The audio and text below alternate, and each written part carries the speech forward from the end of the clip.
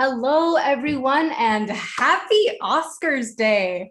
Welcome to the 6th episode of A QISSAA with Ishika, quintessential and inspiring stories of South Asian artists.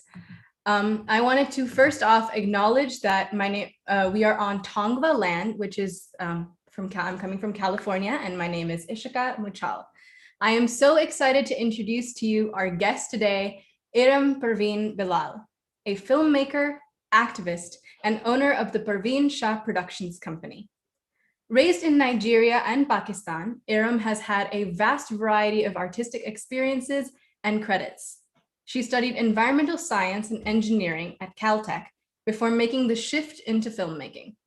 Iram has had 3 feature films and many short films, TV pilots, commercials, and screenplays to her name.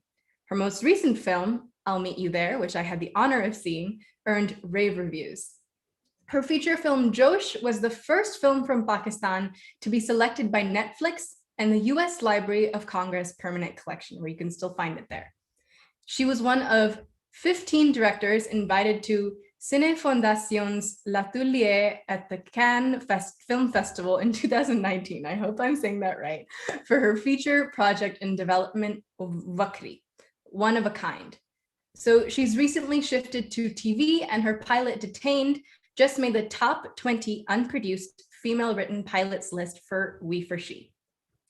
Iram is a Cape Film Independent and Thomas J. Watson Fellow and multiple-time Women in Film awardee. She is an active mentor for women in film and technology. She is a member of the Film Fatales and the Alliance of Women Directors, advocating for gender parity behind the camera. Iram has been featured on NPR, BBC, the New York Times, Forbes, Filmmaker magazine, and more. She initiated the Pakistani Oscar Committee, so fitting that we're talking about that today, and is the founder of Pakistan's first professional screenwriting lab, Kalambaz. Her leadership and associations include Alliance of Women Directors Industry Support Cohort, Black Magic Collective's Future Women of TV Cohort, co-chair of the Asian American Writers Committee at the WGA, and an active member of the CalTech Y. I am honored to welcome Iram Parveen Bilal. Hi, I'm so glad I was not on to listen to this bio. It's the most awkward thing when people read your bio in front of you. I know. It's like, do I smile? What do I do? It's also just strange, you're just living your life. You're not necessarily living your life so you can write a paragraph about it. But it's just kind of interesting to hear it from someone. Anyway, how are you? Thank you for having me. I'm good. Thank you so much for joining us. I mean, it's an honor to have you. No, it's lovely. Let's chat away. Let's do some QISSAA kahani. Yes. So, what was your first interaction with the arts? Like, how did you get into it? Now, I've told this story multiple times, so if anybody's hearing who's heard it before, I think it goes back to my parents' love of Bollywood and, of Amitabh Bachchan and Shashi Kapoor and Yash Chopra's films. And when I was growing up in Nigeria, my parents would watch films and screen them before showing them to the 3 girls. And I would sneak into their bed and pretend like I was sleeping and then kind of crane my head and watch 3 hours of a film. And then when I was watching it with my sisters, I would really have retained a lot of the dialogues. And I think that the love for storytelling can be traced back to those days. Also love for dance. My sisters and I would choreograph a Bollywood song for our parents' wedding anniversary every year and awkwardly perform it. So I would say that was it. But in my family, there was no artists. Really? Far and beyond. But I would see that my dad loved sketching. But, I think when he was raised, he didn't really have the sort of privilege to be allowed to, dabble in the arts. So I would say that the talent, if there is any, comes from him. But that's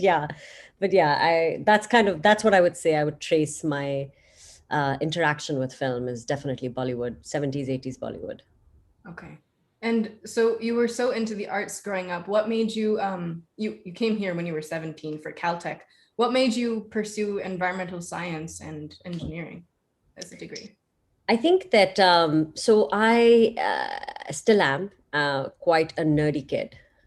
So, I was that child who everybody hated in class because I was, getting A grades, and the teacher would read my scores out and tell them to, work hard like me. And I don't know why they did that. They shouldn't do that. They shouldn't compare kids. But it really made my high school experience kind of hellish. There was a lot of bullying. I was like, the certified, I think, geek. So obviously that, and being like a child of a chemistry professor and a physics professor, and all my khalas were in sciences, um, it was just natural. There wasn't even an idea that you could be a filmmaker. But that being said, even during my O&A levels, which are the British form of high school external exams, I remember the one thing I was very particular about during my prep for exam is the half hour I would get to watch First Day First Show, which was a Bollywood recap show on Sony television, or Channel V back then. I don't remember. This is the early 2000, like 90s, actually, late 90s. So I always, despite the studying, would be doing that. But anyway, there was no way I thought that, this could be a life. So I was in the science field, was actually pretty nerdy in physics, was in the Olympiads, selected for the Olympiads. But then I got into a school like CalTech, which was real, like number one that time. I didn't even know about it. I just applied because it was on, USA Today, whatever ranks. It was so crazy, like I look at the kids now and I just see the amount of guidance they have. They have all these like guidance counselors in high schools. We got my first computer in 98, and it was a small computer. And I remember we would have like a cover on it, and only my sister was allowed to boot it. And I would be like typing with one finger. That's how I grew up, right? So different Yeah. from how my daughter is growing up. And I remember I had just Googled, or Swifto, there was no Google, whatever, Yahoo, I think. And I'd searched top 40 schools in the US, and I just ordered the prospective, all of them. And back then, I think they mailed them free. So all these prospecti were coming to my house in Islamabad, and I literally was just reading through, and whatever sounded good, I applied. And then when we were in line for SAT twos, I remember some of the boys in front of me talking, these are my competitors, and they were talking about, oh, have you applied to CalTech? I'm like, what is CalTech? And they're like, yeah, it's number one right now. Haven't you heard of it? I was like, no. So it was a 13th school. I had all my personal statement, everything. I just copy pasted it and applied. And I didn't realize what an honor it was to get into the school. But that's how I came. It was not very planned, frankly. It was just one of those things where it was like, oh my God, after getting into CalTech, we realized what a big deal it was. And so, of course, we were going to come. Yeah, I mean, granted, there's a technological difference, but trust me, when I was thinking of schools to apply, I also did like the Hollywood Reporter top like 15 acting schools. That was my thing too. Yeah. So yeah, but I mean, that's kind of literally how it happened. But, like and I wanted to go to MIT because MIT and Harvard are the ones that are really known about. But the alum who actually took my interview for MIT never processed it. I remember I had driven all the way to Lahore for him to interview me. I was pretty pissed about it. And I thought that CalTech, I was like, oh, people were literally like, oh, I'm so sorry you didn't get into MIT. But and it's just like, now I'm like, yeah, they're pretty much one and the same. In fact, it's arguably harder, I think, undergrad, CalTech, but I'm sure the MIT folks will disagree. And we're glad that you're here. You came to California. But maybe that's what it was. I think I was just supposed to come to LA and close to Hollywood. I didn't realize, but yes, that it was. So was the proximity the reason that you switched, or what was the flip between degrees? Like, how did you start filmmaking as a career? I think it was, I honestly think it was because of how hectic of a school CalTech was. I realized what it was like to be cutting edge in science, and it just didn't appeal to me. That life didn't appeal to me. And I realized that I was good at it, but I didn't feel that early on. I was like, I'm not going to be happy doing this. And yeah, I actually, like I said, my first love was dance and performance, and I just did whatever I could at CalTech, which honestly nothing. Like, it's such a small school. I remember we did the first CalTech dance show, and I formed a public speaking club. It was just not the thing. Like, now you go to campuses, big campuses, and all these things are there. And when I went for my master's at USC, I had that. But at CalTech, it was just, I was doing whatever I could to kind of get away from science. And that's when I realized, was like, yeah, this is not. So and I went to the University of Cambridge, England for an exchange program. And I remember that I was there for 8 weeks, and I took part in a play, I took part in crew, I did stand-up comedy, I did everything but study. And that is when I realized, I was like, okay, yeah, this is, something's up, you know? Yeah. And so I went to Sussex then the following summer. I was just doing as many exchange programs as I could to get away from the science of it all. And that's when I did a digital production class and really kind of loved it. And so I started thinking, I was like, oh, maybe, you know. And so my senior year, I applied. I was kind of very confused. I applied to UCLA, USC Film School. I applied to DE Shaw Consulting because everybody was like either going into finance or consulting or doing PhDs, because that's what you did to postpone practical life. And that's kind of so I got into the SC Start program, and also into the Watson Fellowship, which I picked over SC and then went to SC the year later. So that's kind of how it happened, Ishika. And if I were to say, like, I'm not sure I would have been the sort of kid who would have dropped out of school and pursued film, because I think that just coming from that Asian um, background, like, I felt like you needed to have a degree, you know, this idea of education. And then I went to USC, and, you know, and that's kind of where it formally happened, the switch. But now looking back at it, I would tell people, like, you don't need a degree, frankly, you know, because you're still paying back your loans for film school. USC's film program is incredible. So, I It mean, is.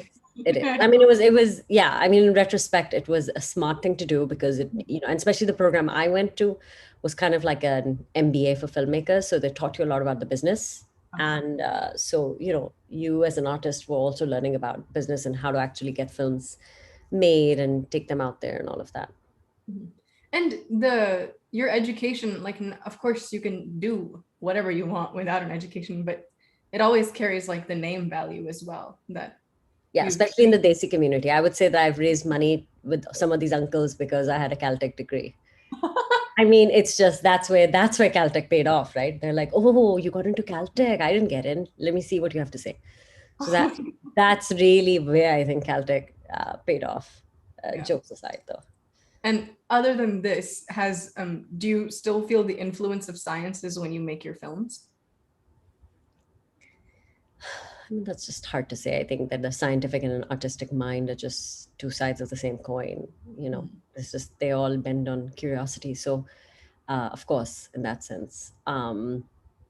Also, just I think very structurally. I think that's the engineer in me. In fact, I really had to break that down to be more free flowing in terms of script writing and stuff. But and just thinking about processes, right? But like, okay, so I'm not scared of technology. I'm not scared of equipment. I can talk to my cinematographer, understanding what depth of field and wide and narrow, like, because I understand optics. So in that sense, you could say, sure, but you know, yeah, I mean, education is just it's just a way to enlighten and brighten your mind. And once you brighten your mind, you can use it and apply it however you want. But I wouldn't say there's a direct application per se. Okay. But that's amazing that you have like the technical knowledge as well, not just I mean, of course there's artistic knowledge, but you have the technical knowledge to back up exactly what you're trying to. Right. And I mean, like a tech mind, like it's very easy for me, for example, to edit. Like I just get the software because it's just how my brain thinks, right? So it's easier for me, or I'm not too scared to kind of dabble into software, understand. So yeah, sure, in that sense, you could say, but. Yeah, that's great right now because we're all doing our own editing. Yeah. Thank you. By the way, Ramzan Mubarak to those watching, and I'm sorry, I'm not fasting today if I'm being like rude and sipping my chai. So just had to put that out there. Thank you. And you were talking about how you have traveled to Sussex and all your student exchange programs, and also from Nigeria to Pakistan to here. How has travel inspired or affected your stories? And is there a place where you feel like the most at home? I definitely feel most at home in my bed in Islamabad, in F102. That's where I grew up. If any Islamabadis are watching. Um, Again, Ishika, I think that, you know, we are a summation of all our experiences. So it's really hard to sort of dissect and be like, what is But I mean, travel is it. Travel is the ultimate education, right? Travel is the education of empathy. It's education of inspiration, of nature, of this globe, of this earth. Belated happy Earth Day, by the way. So, I mean, all of that contributes. I mean, you just open your horizons, you see how different people live life in a different way, what different cultures are, how similar we are, how different we are, how much in essence we all need to kind of work together to survive, which cannot be underlined even more in this global pandemic right now. So, in that sense, sure, it affects my work. It just makes me more grounded in the human condition, and it makes me more knowledgeable about how complex people are, and how complex and imperfect and beautiful, um, you know, the persistence of the human soul is. So I think yes, sure, in that sense, but I wouldn't say that it's I wouldn't say that I could sit and be like, oh, I did this because I'm well traveled. Yeah, no, of course. But everything you see Right. influence. I mean, that's the thing, right? I think it's like you got to live a life that's interesting and inspirational so that it seeps into your art. You know, your art is almost like the thing that is draining through the filter. You just collect everything you can, and then whatever the mix of that comes through, it's collected in the crucible under. So I don't know, but yes, travel is very important to me. And during my Watson fellowship, I think more, apart from the fact that I'm a third culture kid, when I traveled for the first time, actually, I just turned, how old was I? I was 21. I just turned 21. And I traveled, I backpacked in India, actually. I've seen more of India than Pakistan, ironically, just because some parts of India, it's safer to go as a woman, especially in the south, and then Tanzania and Ireland. And I think that's what really cemented the travel bug, because that was me traveling for the first time alone. You know, I wasn't like the youngest girl in a family, like how I traveled with my family. Um, and that is when I just realized that I absolutely love it. You know, I absolutely just love watching people in different sort of cultures. One of the things I really do, which is so morbid, is when I go to different cities, I go to the biggest sort of graveyard, because I feel like you can tell so much about how people honor the dead. Mhm. Uh, and it's in a very strange and serene way, like an interesting way to look at society. But yeah, Absolutely. Wow. I mean, your travel experiences sound wonderful. And I agree. Travel is just a great way to create empathy and understanding of other cultures that you don't know. what's your favorite place? Where have you gone? Uh, Top place, I was at the Edinburgh Fringe Festival in 2019, and we got to perform that month. By far, the best month of my life I don't know, where is that exactly? in Scotland. Okay, okay, okay, okay. Oh, the Edinburgh. Yes. Okay, I thought you said some Ember something France. I said okay. Yeah, no, no, no. Edinburgh is gorgeous. Yeah, It's yeah. beautiful. We went to the music festival when I was in Cambridge. We took the train from London straight, and it was pretty stunning. Yeah, it's Yeah. gorgeous. The Highlands. Oof. Yeah. But let's get into some more like artistic, technical questions. When you're coming up with a story, what are the things that you consider when you decide what characters you want, or well, what's their backstory, etc.? Like, how do you come up with your characters? I think they just arrive, frankly. I think that you are interested in, the inspiration comes from something in the real world. um, Mhm, and then you think about what if this person existed in a certain world that could create the max conflict and stakes for them. And then once you create them and their surroundings, then the other characters around them sort of start popping up. Could this be a love interest? Could this be a child, a family issue? Could this be a sibling rivalry issue? What could it be? What is it? So I think that the issue is what comes first for me. So whether it's, I don't know, tribal war, or it is domestic violence, or it is surveillance, or it is, and so it's like, okay, in that world, in that scenario, who are the most interesting people to sort of get in to that world with? mhm. And once you define who those people are, well, you kind of already start etching out who the others might be. So it's almost like, there's like little like colorful mats for kids that have a white paint over them, and you put water and it starts slowly like showing what's under the mat. Yeah. That's essentially it, right? I mean, you have to decide what point you want to sort of enter, and then you slowly start carving and edging, um, the rest of the world. So I think that's kind of how it happens for me organically. But I would say that, yeah, usually I'm just kind of inspired by a character in a certain circumstance in real life or a news article or something. And then I start building the world around it. And are there specific issues or I guess stories that you're drawn towards more than others? I think, yeah, I think that the story of the underdog, I think that the story of, um, I think I quite naturally align with the story of people or characters who are always trying to win against the odds. Because as sort of a woman who is Pakistani, who's Muslim, trying to make it in Hollywood as a director, it is absolutely just that. So what is it? How do people overcome huge obstacles, and how do they succeed? Or actually, one other thing that really has been recently, I'm very interested in looking at outcasts, you know, um, by society, and or just people who've made mistakes and how they redeem themselves. That is another part. I just find our justice systems very draconian, whether they are whether we come to them through different ideologies and faith and society. But I think that just being able to redeem people who've made mistakes is a good thing.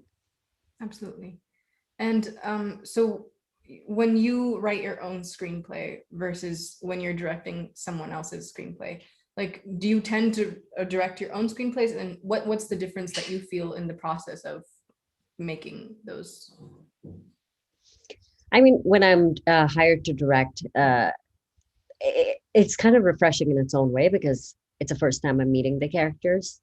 Mhm. So, there's obviously the process that the writer has gone through, kind of what I go through when I'm writing. But then there's so in some ways, I feel like that there is a chance of arriving at even deeper characters, because you have multiple points of view. And in some ways, you're going to try and intersect those. So I would say, but yeah, that's fun. I usually get the script. I'll spend a lot of time. I'll do my initial take without talking to anybody, just reading the script and doing my own scribble. And then I'll talk to the writer and the creator. And, getting into television, that's going to be really fun. Because just doing tone meetings and chatting with showrunners and writers about, what they wanted to say at different points. So yeah, it's just you approach it in a very different manner. You are hired to sort of execute someone else's vision, especially in television. The writer is the key. But whereas in film, if you're hired to direct, and I'm considering a couple of scripts right now that other people have written, and it's interesting, because it's like I'm meeting the characters for the first time. So in some weird way, I feel like on set as well with actors, and there's just more freedom for experimenting. Whereas I think when a character starts from your head, sometimes it's hard to depart. And sometimes it's harder to see other realities and be as objective about it.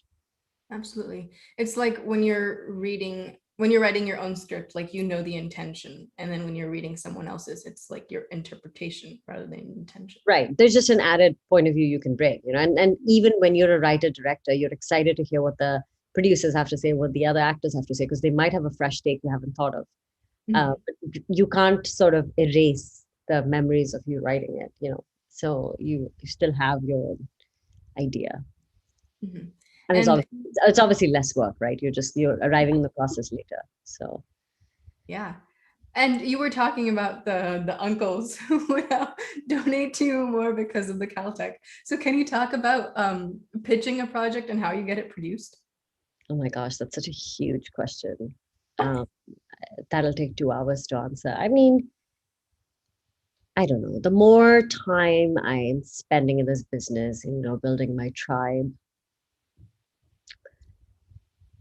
I think approaching the right people rather than just somebody who has money is so much more important now. Because a lot of people have money, but you're kind of just going to waste your time, because if they don't see the world, or they're not even interested in sort of seeing the world how you want to see it, then you're not going to get anywhere with it. So I think just selecting who to approach is key. I also think that being very wise about creative control when you're pitching. So you need to sort of, have all the documents, uh, which you need to have a securities lawyer or somebody to draft like your official business plan to raise money for your company that owns your script, if that's how you're doing it. That's how I do it. Um, and just, yeah, learn to walk away from money if it doesn't feel right. Because if it doesn't feel right at this stage, trust me, that it's only going to get harder once you're actually making the money and trying to raise money, and trying to recoup the money. But how do I pitch it? Like, the standard three questions: why this, why now, and why me? So why am I telling the story? Why do I think in this moment it needs to be told? And why am I the person to tell it? Those are just, classic three tools for pitching. And then a lot of times I don't feel like, especially for the people I go to, they're outside the film industry, they're private investors and angel investors. They're not really that keen on seeing visual decks that perhaps a production company in Hollywood might care to see. But if I was pitching, for example, to direct a film or a script that was presented to me, then I would send, the visual take of how I see these characters, what's the camera language, what is sort of the tone of the music I hear, what is the tone of the colors I see. So yeah, the more experience I'm getting, I think the more it's just finding a common ground, which sounds very simple, but it's like with the person you're sitting in front of, just they're human. It doesn't matter like how rich and high net worth or whatever they are, just find it in with them and just have a relaxed conversation, and yeah, and try and be honest. I think any filmmaker who's trying to promise a lot of return to an investor is not a smart idea. I think you just have to be very honest about the state of the industry and where you are. And lastly, I will say that in my experience, time and again, people do not invest in the project I'm pitching, they invest in me. Quite often, despite the detail I'll tell them on the story, they don't even remember that. They just care to invest in me because they see my passion and they're like, okay, she's going to be able to see this to completion and fruition. And I think that's what most people across fields will say, that it's not about the idea, it's about the person behind the idea as far as investment. Wow. So it's kind of like grassroots organizing in a way. I mean, reaching out to people who see a common. Completely. Yeah, I call myself a filmpreneur because in my experience, it's never been like, oh, I'm just this artist and all these like opportunities are coming to me. No, it's always been like, I have to make it work. I have to figure it out. I have to greenlight it. And now I would say, okay, it's kind of getting better in the sense like people are approaching me to take a look at projects and stuff. But I don't know. I don't know who those people are who have a different experience, but it's certainly not women of color in this field. Yeah. And to anyone who is just joining us right now, I am Ishika Muchal on A QISSAA with Ishika, in conversation with the incredible Iram Parveen Bilal. And make sure to like and subscribe so that you get notified for the next video. Gotta do that plug. And I'm so impressed with your generation and sort of the social media of it all. Kind of stressful. I'm happy I was born when I was born. I have no idea what I'm doing if it's any. Just the pressure of followers. I was looking at the Forbes 30 under 30, and it's like all these people are on that list just because they have a lot of followers, and it's just a different world, that you're being raised in. But yeah, that's a social media as a whole other. Yeah. So, well, your hand is there now, but you have the poster of Kalambaz. Can you talk about how you started that? What was the impetus behind that? My first film, Josh, was released in Pakistan in 2013. Yeah, end of 2013. Yeah, August 2013. And around then, there was like a quote unquote revival of Pakistani cinema, mostly because a bunch of indie filmmakers had made films and they were in the pipeline. And so the multiplexes were propping back up in Pakistan and we were getting screens. There wasn't really an effort to really build a pipeline, but this notion was that, okay, Indian films are not banned anymore, so they'll be like the front runners for revenue, and then we'll have the Pakistani films of different sort of the niche ones or the big masala ones on different screens. Mhm. And so that happened. What happened during that time also was, that always happens, a lot of like the sharks smell the blood, and so all these like big companies with like big propaganda films and all of this were also trying to release, and which is fine. I think there should be room for all sorts of types of films, but I I just thought about, sort of the grassroots filmmakers and independent filmmakers and where they would go. Because if we were going to start seeing a lot of these big companies, mostly sort of television studios, financing films that are kind of very Bollywood or Bollywood ripoffs or their own version of Bollywood, where would the independent cinema go? Or just newer, fresh voices. This notion of art and commercial cinema really pisses me off, because it's just kind of offensive to be like, like my film's per screen averages were more than this Lollywood film that was released when it was released, but yet I was called an art film and that Yeah. film was called a commercial film. And I was like, well, commercially, I did well, better than this film. So during that time, I was just kind of watching, and I was like, what is going to happen to people like me, in this so quote unquote revival? What is going to happen to those like emerging filmmakers who want to tell a different story, who want to tell a fresh story, and how can we preserve that? And so this was a notion. And then the other thing that has always, I think, attacked, and I think the Indian film industry has been doing better, because the indie cinema, that was started by the Kashyaps and the Raghavans and all those guys, um, there is enough of a seed population. I feel that they have their own little bubble of creating films and generating. Whereas in Pakistan, the population is too small. Even percentage wise, if it's the same, it's just not critical mass enough. So this was a platform essentially to focus on script writing, because I felt that, everybody wanted to get like the latest toys and the cameras and the dollies and the cranes, and we were starting to look technically great. But it was like, well, if the script, if you're not going to spend time and respect the script, let's figure out a way to do that. And so literally it just came about. It was the fastest green light in my life. I thought about this, and within 3 weeks we had launched the first cycle in 2014. And that was it. So it's basically, and this is way before Corona time, so thankfully we were not affected in terms of how we ran it, because I'd been to labs where you would go to this like fancy schmancy place for like a week and talk to all these other filmmakers, and then you would 2 weeks later be alone sitting at your laptop, depressed that you don't have your filmmakers around you, and being like, what do I do? So I said, well, how can you expand that 1 week and then just have more follow through? And then secondly, like, there's always political turmoil with Pakistan. So I didn't want to deal with raising money and bringing people to Pakistan and doing the summit. And I said, you know what? It's about the work.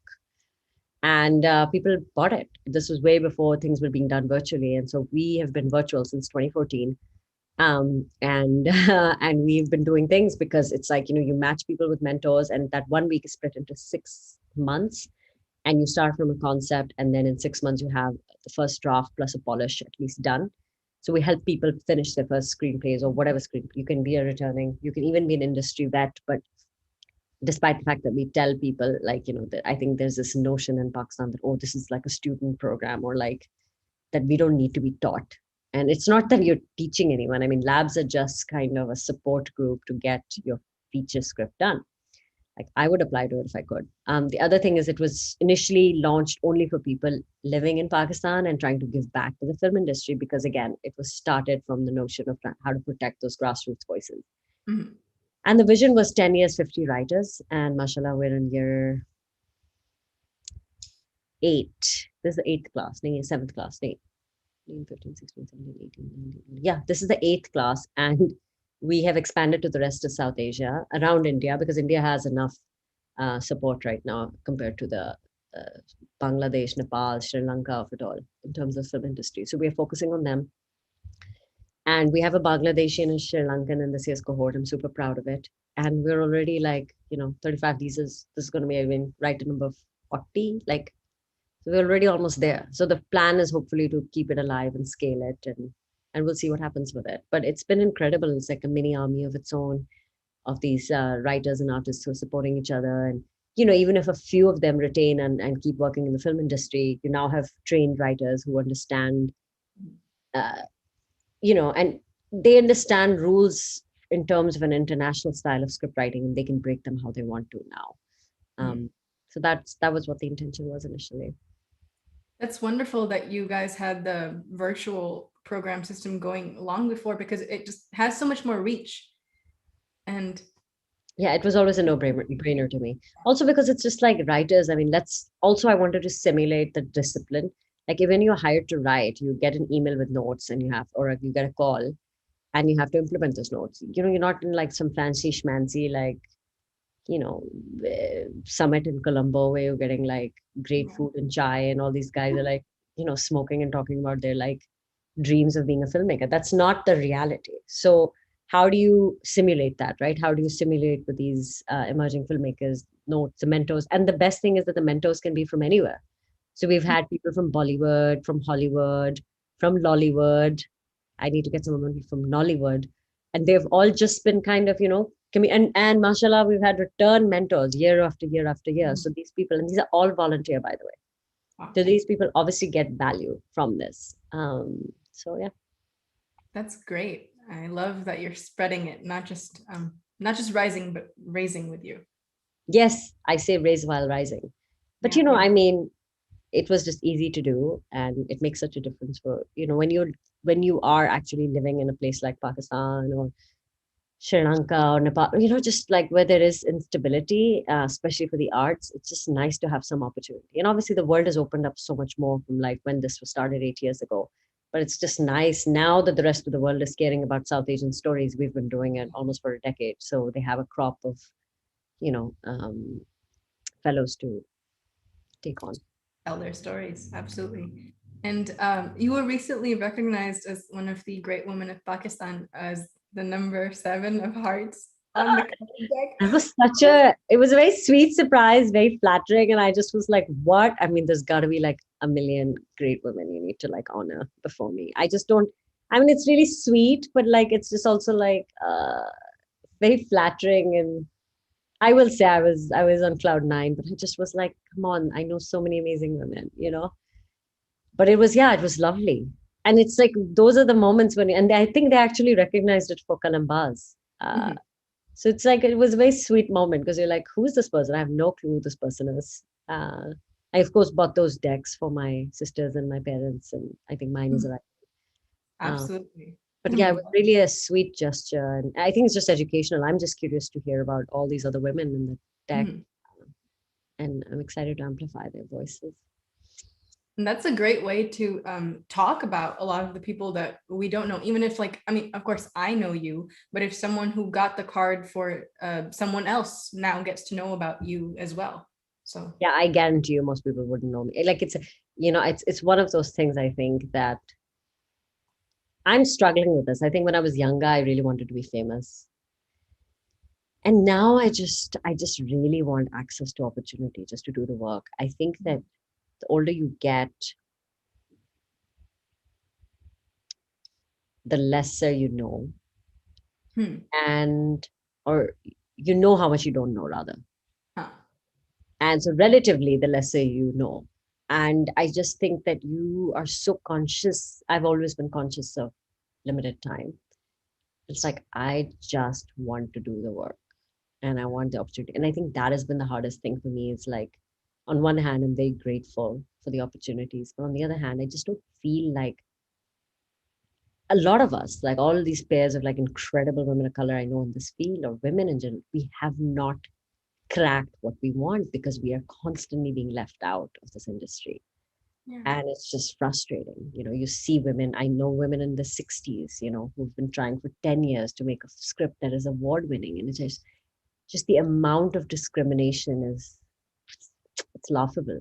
I sometimes I question every 3 to 6 months. I'm like, what am I doing? I should just take up a tech job and just really like, freaking be, I don't know, at the World Economic Forum, which is like my dream. But it's like, what am I doing in this field? Like, but then, someone will watch a film and be moved, or I don't know. It's a seesaw, I think. I think it's a seesaw in life. I think we as artists are always our worst critic, and I can tell you from watching your film that please don't stop. They're Thank you. But Ishika was so difficult to make, and I hope it can be a little easier in the following films, inshallah. And I hope so. And I think that just that film, the way it was caught in South by, it just Yeah, it has been a year.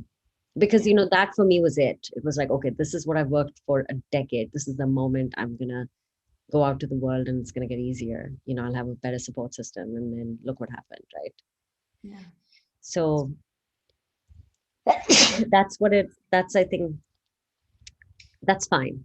I'm destined to have it a little harder, and that's fine. I'm grateful that, we're healthy and we're through this. And I'm hoping we're through this. We're not really through this when you hear about the news in India and Pakistan right now, but we'll see. Thank you for watching it. Of course. It was an honor. Yeah. And talking about lifting up other women and the absolute like you're saying, laughable disparity in the industry. I mean, this is the first time tonight that a woman of color has been nominated for best director. So Yeah. I mean, I hope Chloe, I hope that they can somehow get both Chloe and Emerald. yeah. But we'll see. Yeah. But we're slowly making those steps. But do you have any, if you had power over the industry, what suggestions or steps would you advise or want? What changes would you want to see? I think that I think just taking more risks. I think that not trying to put bandages um, sort of systemic issues. I think you need a little bit of an overhaul. Mm-hmm. And you kind of need to start honoring audiences out there. You need to start putting um, your money where your mouth is. You need to have sort of as big marketing budgets for diverse films as you do of, like, I don't know, Adam Sandler's films, the comedies, or whatever, the next big comedy is. It's just, or the tentpole film is. And I know these are not easy answers, and I'm not at all like an expert to be giving that, but I just feel that the strides for inclusion need to come from a very sincere place. I think that the decision makers need to be more inclusive and diverse. I don't think that putting in like 6 to 8 artists and directors in your diversity program is necessarily going to solve the problem. When the showrunners are all white, and when like the executives are all white, and when it's just, and that's fine that they're white. I think that there needs to be like a proactive, you know, stride towards that. And I just think that the problem is that there is so much entrenched systemic discrimination that you kind of just need, as I said, an overhaul.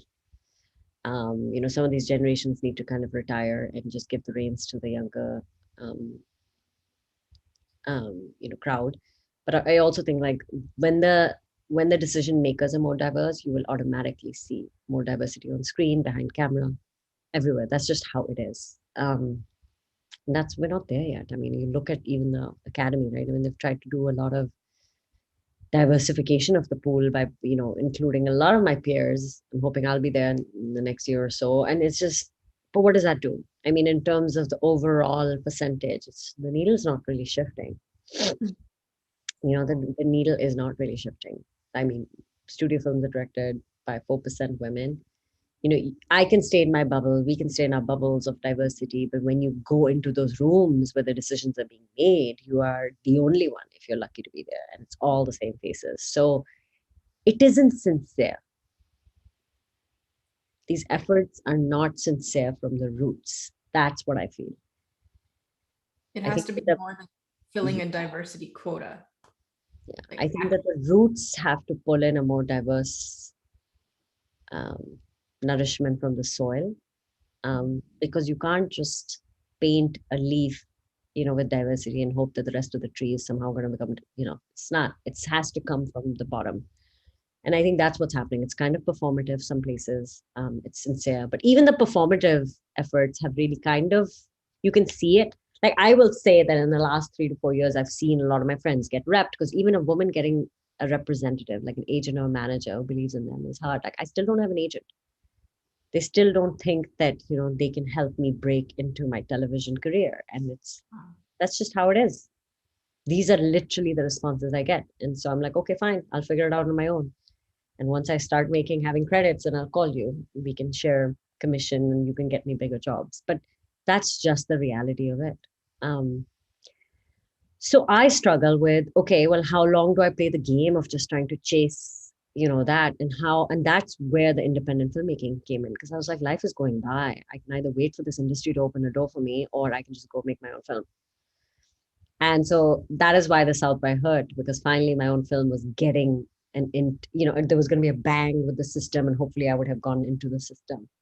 But the bang kind of went, and that's fine. There's a bigger purpose and there's a bigger meaning for that to have happened.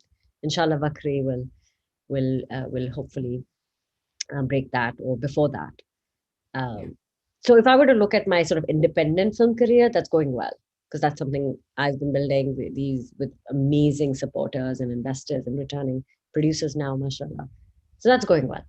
If I look at the Hollywood side of it, oh my gosh, like I feel like I am trying to climb like a brick wall that is just thousands of feet high, Yeah. and it's just, yeah, it's just the reality of it. So there's almost good news, or but there's all these chains, and you see it with other women. So you play the game with the hope that you will come across the right people, and you continue to play it, but you have to keep your other stuff alive, And for me, that other stuff is making my own content, that is doing things like kalambas, that is like, chatting to you, that is like mentoring, that is doing activist work.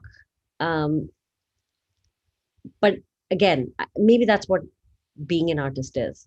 An artist is never fulfilled, and an artist is someone who takes a new road and inspires others, or gets inspired and is hurt and heartbroken. That's how maybe and why we make art. But the system, if it's broken, the system is immensely broken. And the good news is that it is breaking more. So I think when it's breaking more, it can be rebuilt. Yeah. So, I have hope. I yeah, don't know. The only thing we can have, empathy and hope. yep, yep. Yeah. So you were talking about how your I'll Meet You There got selected for this big film festival, and then the pandemic happened. How did you adapt to that? I think a good support system. Um, I think a good partner in life. I was also going through postpartum. My daughter was 3 months old, and I was gonna kind of reveal her to the rest of the world at my premiere, and all of that happened. So it was a very dark time, but I had an incredible support system at home, and then I also had an incredible producer who believed in me and hired me to write a television show, and I threw myself into that. And I think that in a lot of ways she's a big credit for helping me survive that time. And then when I felt a little better, and I had strength to look into my heart and see how broken it was, then I basically started putting the pieces together and figured out the release. And mashallah, I think the release went pretty well, given that it was a virtual release. Most people have not been able to do something like that. They've just dropped things on VOD. We had incredible press. We were in the New York Times. We were in NPR. We were like, and the word of mouth in the community has been pretty strong. So, it worked out in its own way. We are still struggling to figure out how to release it in the rest of the world when things were looking better. In Pakistan, we were hoping to do a release, but now things are like again. So, at a certain point, it's how do you manage or plan anything when the target is constantly moving, and that's been the reality of putting out a film that I've worked really hard for. So I think that I'm just a little more relieved because it's out in the world, but I mean, it's only out in North America, so we have to figure out how to get it to everyone else. Yeah, I mean, it was such a big deal just getting it released, and to watch it was beautiful. So you did a wonderful job with the Thank you. release.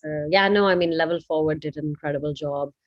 And Freestyle, who's put the film out on VOD, it's very widely available. But again, it's just it's a lot of constant sort of push to get it out there. Yeah. And so you have now 3 feature films and a bunch of other credits to your name and so many awards. Oh my God. I was looking at your website, just so many. Is there any specific accomplishment that you feel the most proud of, or the most like close to your heart?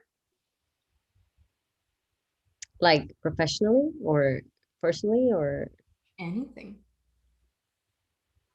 Uh, I would say professionally, Kalambas gives me the most, ironically, right? It's something I do not necessarily for my career, Mhm. but I think it gives me the most pleasure. Every year I'm like, oh, okay, fine, maybe we should be done with this. And then I just look at the people and like all the alums telling me, no, ma'am, you can't stop this. This is really this, that, this community. And I think that really helps. Mm, I think, what is my,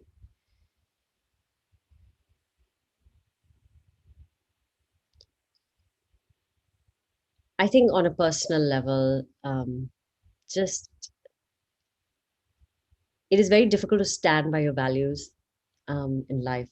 You know, you can have values, but then living by them is extremely hard because a lot of times you will lose people, you will lose support, Mhm. and people will come at you actually um, with, you know, their weapons and their attacks. And I think that what I'm proud of is no matter how hard it's been, I've stuck to my guns and I've stuck to my values way before it was fashionable to be a certain way. And now I see those people who might have initially sort of opposed and attacked or whatnot, you know, sort of come back. And it wasn't important that they came back because I learned to let go. But I also think that it was important to see that to go through one cycle where you realize that, you know, you kind of have to, because you hear these things theoretically, you know, you have your badas who tell you, but then you actually see that no, if you stick to your guns and if you stick to your voice and your originality, people start valuing it. And I think that that has been the most important thing for me is that um, that is celebrated now. Yeah. Uh, because there's been a lot of, you know, like there's been just a lot of doubt and self doubt when there's been an industry where you don't see that being rewarded. So I would say that. Um, and then I think just my mother's healthcare. My mom had a pretty big sort of medical challenge, and I think that I was able to, fortunate with my husband, to help figure out a way to take care of her. So I think that has been a big achievement. It's interesting how you think that you would be proud of, you know, all this the stuff in the films and the, you know, I have my posters sitting here and stuff, but really it's the most basic human things that you're most proud of. Mhm. Like Larry Turman, who's the head of the Stark program that I went to, he was also the producer of the film The Graduate, American History X, all these like big films. He said to us on day one, he said, you know, you will never sit on your deathbed or lay on your deathbed and say, oh, I should have made that film. Um, but you will always say, oh, I should have spent more time with my family, or I should have, you know, done something. So he always, the first thing he would ask is like, how's your personal life? How's your personal life? How's your personal life? Mm. And I think that that is, I think striving for balance on that is my ultimate goal. Um, and, you know, learning how to be a good mother and just a director. And I think that the most beautiful day for me would be, one of the most beautiful days would be to have my daughter on set and have her sort of watch me direct. It was pretty special the other day. She came, she was in this room and she finally like was able to be conscious enough to take in the posters. And it was Yeah. quite a special moment to sort of watch her look at these huge film posters. And you know, I've never experienced that before. So Mhm. that's nice. Absolutely. I hope she will be able to soon as well. Inshallah, yeah. Yeah. Um, so you were talking about sticking to your values. Is there any other advice that you would have for young artists, especially those of South Asian descent who are also aspiring filmmakers? You got to start building your tribe now.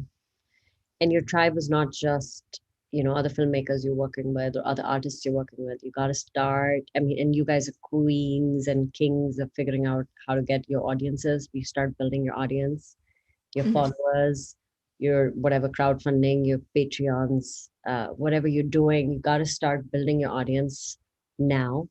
Um, and your tribe is your investors, your supporters, your collaborators, and your audience.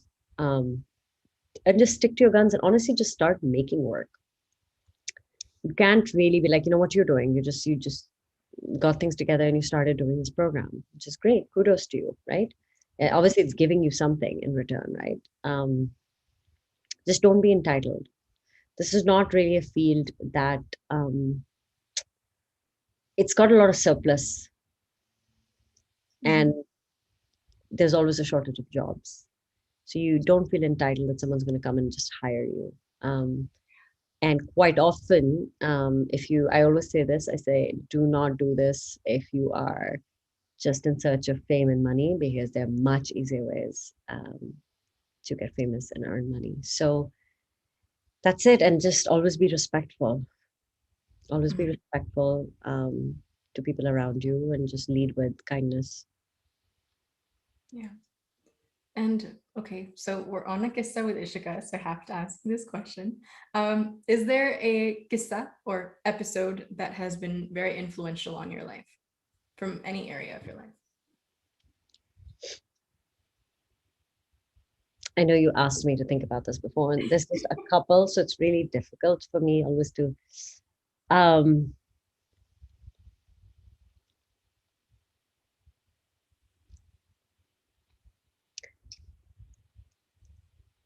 I think that my khala, who actually passed away in 20, I think 2009, 2000, yeah, 8. She always, when I was younger, she would always say things to me that she would always tell my mother that, she's different. So I remember I had come back. It was just so important, I think, when you were younger. And I didn't have the most pleasurable childhood. I had a lot of conflict with my father. And I just remember that she would always, come and be this sort of positive light. And it's so important to be that person, I think, for other people. And she would just say simple things like, just think positively, and it was such a simple thing to say to someone, but like she would just be like, stop having negative thoughts. Oh, they could also be this. So I would say, oh, this will happen. She's like, yeah, that could happen, but this could also happen. Yeah. And she would always keep reframing for me. And she just had so much faith in me, and sometimes it was just like, I remember I'd come back from my Watson fellowship in India, and I was showing her pictures of the Taj, and she used to call me Irmu. And she'd be like, Irmu, किसी ने ऐसे तो नहीं ली होंगी तस्वीरें. Like nobody could have photographed the Taj this way. And I just was like, Yeah. well, of course they did. I'm like, I'm not. Like she would always say, oh my God, you're exceptional. Oh my God, like nobody's ever viewed the Taj. And it's just so interesting when one person has so much faith in you, you know? And or I was younger and I would be like running around like dirty clothes. Like I was never into like dressing up, and my mom would be yelling at me, and like Khala would always be like, she calls my mom Parvez. She's like, Parvez, छोड़ दे उसको, ठीक ऐसी है, जब उसको बढ़ के, तैयार होना होगा कर लेगी, which is basically translating like, just leave her alone. Like when she'll need to dress up, she'll learn how to dress up. She'll be fashionable. She'll be the most fashionable in the house. Watch. And she's like, just let her be. And it's so important, I think, to be a ray of light. And sometimes I just think about it. Sometimes, so Josh was actually dedicated to her, my first feature, and said to Dabi Khala, who believed I could move mountains. And I think that when you have, and I've collected notes from people in my life who have said things to me at high points and low points, and those are exceptionally important, because at the end of it all, it's all make believe in our heads. Like, what are we capable of? What do other people think we're capable of, right? And because it's what you trick your mind into doing sometimes that actually helps you do those things. And so she was someone who helped me trick myself into thinking I could take a leap and land. So I would say that is a qissa to share. Absolutely. It's so important to have someone who believes in you, because I don't know, for me, I think as artists we all go through that, like, I don't believe in myself, so to have someone else who does to lift you back up again is so important. Right. And it has to happen. I almost feel like even before you realize you're an artist, I think those people are so incredibly important, so just in your kid's life or in other children's lives, like I think it starts from that early, right? This notion of belief. And I sometimes look at that, and we talk about privilege a lot now. These words are used so much now. They weren't used 10, 15 years ago. And when people would just celebrate it and we'd be like, well, but I never even had a shot at being like that because I never had that support and I didn't have this influence. And so it's so important to kind of, um, wherever we can, try and influence hope in younger people's lives because you never know where that takes that person. Just a little bit of like encouragement, inspiration to a young brain can really sort of blossom. Absolutely. It's so empowering. Hmm. And so this is the last question. I can't believe we're already at the end, but what are you currently working on, and where can we find your work? So if you just go to my website, iramparveenbilal.com, you'll be able to, if you go to the filmography, everything is linked. You can figure out where to buy all the films. Okay. And then you can find me on Iram P. Bilal, official at Insta, which is apparently the place to be. I'm figuring out if I want to stay on Facebook these days. I'm working on obviously WAKHRI, trying to make that a reality, inshallah. Just kind of waiting for Corona of it all, frankly. Um, and I've got a couple of television series that we're pitching. And just basically right now making as many inroads as possible to get an episode to direct for TV, for American television. And yeah, just so there's a couple of television projects. There's one that's actively we're trying to attach a showrunner to pitch. There's one that I am in the process of pitching, and there's one that I might be hired to write, and then there's the one that I told you we wrote last summer, which is going to be set in India, outside Bombay, and let's see where that's going. I mean, again, I think everything is just cautiously optimistic, and given the situation in India and stuff, it's like I almost don't even want to do any follow-ups right now for the next 3 months or so. Just let people hopefully get through this and hope people are safe. So yeah, there's a bunch of stuff that we're working on. Also like a documentary um, uh, that I'm hired to do a segment. So let's see. That's what. Nice. I'm looking forward to it, and please let me know, and I will share on my social, whatever limited following I have on my social. No, thank you, and good luck with acting. I don't know how you do it. That's even more resilient. Thank you. Gonna film a self-tape after this, so. Oh, good luck. Thank you. But really, thank you so much for joining me and for being so honest and authentic and sharing your experiences with us. It's really a learning lesson for me, and I hope it was for other people as well. I appreciate it. Thank you for your time, and enjoy Oscar Sunday. And yeah, let's hope that the next Oscars are inshallah in person again. Yes, and more inclusive and diverse. And more inclusive and diverse. That's an ongoing struggle. Absolutely. Okay. Well, thank you. Thank you so much. And to everyone watching, this is a QISSAA with Ishika. And don't forget to like and subscribe this video and my YouTube channel. And also our next episode will be May 2nd, same time, 12 p.m. PST. So tune in and you can find little hints about who it's going to be on my social media. So until then, take care, wear a mask, and stay safe. Bye. Bye.